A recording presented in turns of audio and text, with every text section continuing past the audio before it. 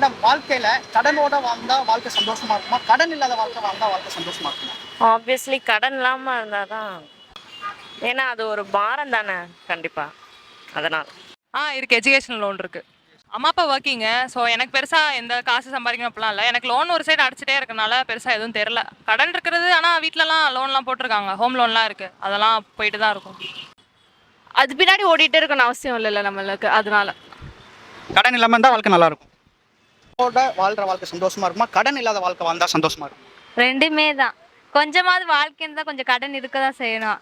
கடன் இல்லாமையும் சந்தோஷமா தான் இருக்கும். ஆனால் அது ரொம்ப கொஞ்சம் போரிங்காக தான் இருக்கும். கொஞ்சமாக கடனோட வாழணும். கொஞ்சமாவது வாழ்ந்து தான் ஆகணும்.